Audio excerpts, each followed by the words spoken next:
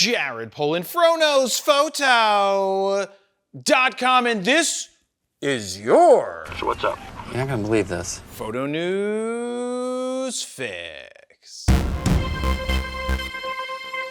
First up, Insta360 just released their latest 360 camera, the X6. The X6 has been updated with dual 1-inch Sony sensors, which should give us a hefty boost to image quality. Now, helping with image quality is the ability to shoot 10-bit iLog and the addition of a triple AI chip system. Yay, triple-based system!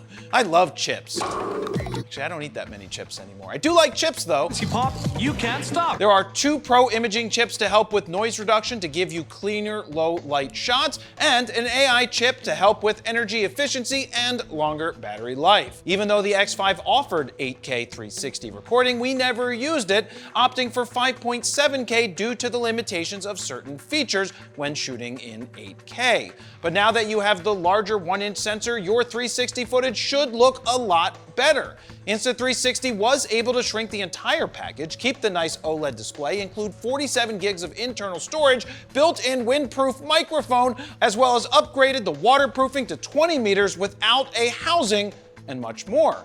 So what does it all cost? $699 as the standard bundle and $799 for the essential bundle, which is more expensive than what the X5 is at right now, which is $549. But you are getting 2 larger sensors, triple chips, because you guys like chips, as well as internal storage. Now, I'm personally looking forward to adding this to the mix for when I am on photo shoots, as the larger sensors in the situations I'm using it in will lead to cleaner, reframed video in the end. Next up, real quick, there are 11 spots remaining for the Saturday, September 19th boot camp right here in Philly. If you've been on the fence about doing one, let me help you get off, the fence that is. You're going to learn a ton if you attend. You'll get hands-on help, a chance to work with real models indoors as well as out, capture portraits, action, and so much more. Oh yeah, and there'll be great food. And we finish the day off with a critique of everybody's work. To learn more and to lock in your spot, head on over to bit.ly/sep19fro, and I hope to see you there. Next up, did Apple of all companies just leak Nikon's next APS-C camera, ? I could see that. Well, a few days ago, Apple updated their ProRes product list page, and it included a Nikon camera called the Z70. And then a few hours later, it was gone. Now it's all gone. Was this an honest mistake or a sign of something to come? Well, according to Nikon rumors, and I quote, "I think it's safe to conclude that this was not a typo, and that a new high-end APS-C camera has been rumored for a while." Funny, because I haven't heard a peep about a new camera. Regardless, Nikon rumors tosses out a bunch of potential specs like a 45 megapixel stack sensor that's meant to be fast like a Mini Z9 or a Mini ZR, but as always, they like to reference the D500 DSLR, which I still maintain actually sucked. Yet people thought it was the best thing since sliced bread. So they have this idea that a crop sensor camera is going to be like the D500. Yeah, whatever. So do I think that there is a Z70 crop sensor camera in the mix? Well, if you asked me before Apple leaked something, I would have said no. But with Apple posting about a Z70, maybe there's some validity to it. What do you think? Let me know down below. Oh, and if you're a D500 owner and you still use it, don't come knocking at my door. What does that mean?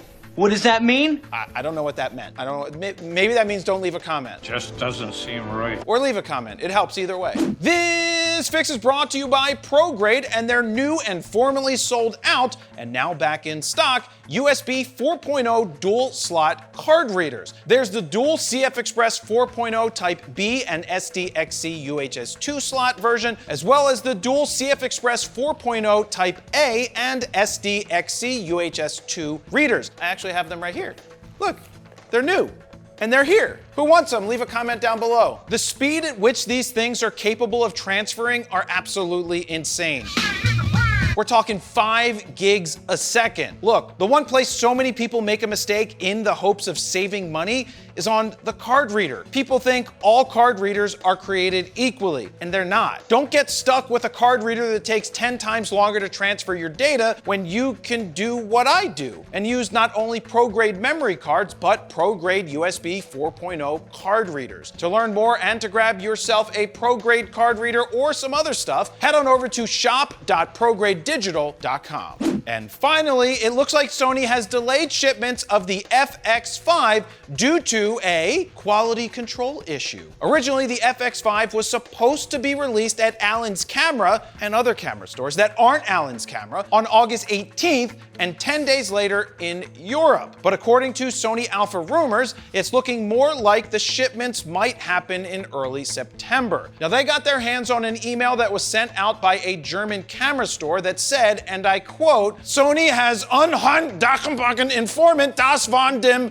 Versa der Nurse FX5.